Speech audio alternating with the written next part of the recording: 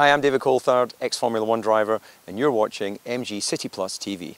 Thank you so much for being here. Are you excited about tonight? I am. I think it's always great, and I'm very lucky in my life that, I've had this sporting journey, which I got to work with great teams of people. And then in retirement, I also get the opportunity to continue to go and meet people from different industries, different companies, different backgrounds.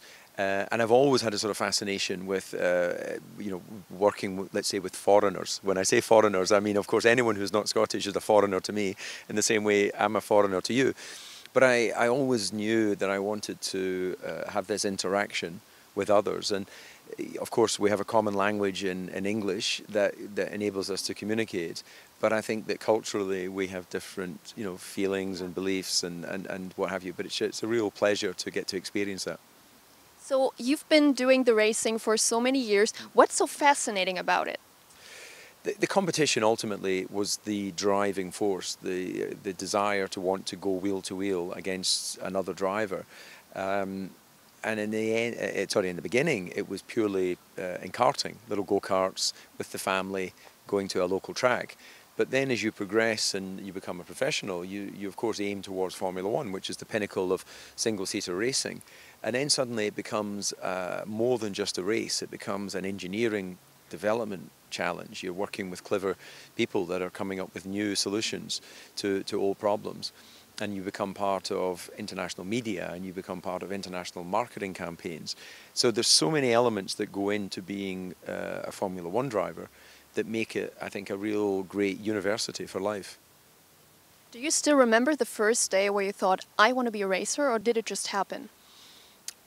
I remember as a little boy, sort of saying to my father that I would like to have a kart. Mm-hmm. I was lucky because where we grew up in Scotland, it was the countryside, so there was lots of fields, and I'd ride my bicycle in the fields or in the forest, or I would get a little motorbike and ride around. So I always had this sort of mobility desire. And my dad used to race karts when he was younger, so he understood a little bit that desire. And it just really was race by race and year by year. Although we watched Formula One, when I was 14, my father said, "Okay, son, I think you're good enough to be in Formula One." And I remember thinking, how does he know? How can he tell? But then 10 years later, I was racing in Formula One. Wow. So it's always been part of your life. Yeah, it has. It's been part of the family's journey, and my career has today continues to use the legacy of motor racing. I still go to Formula One races like you as an interviewer and commentator. And I still work with different brands, which I enjoy, and I get to come to events like this where there'll be a wide range of different people in the audience. So what's more fun, being a commentator or being in the actual car and racing?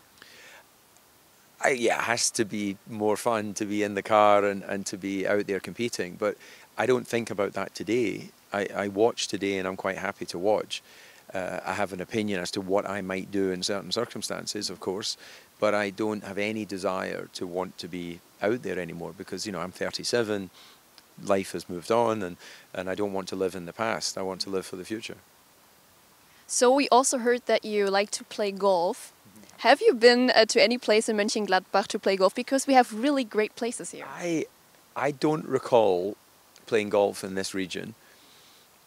I did play once with many years ago with Bernhard Langer and Sevi Ballesteros at the German Open or something, when they had the Pro-Am. Obviously, I was the amateur.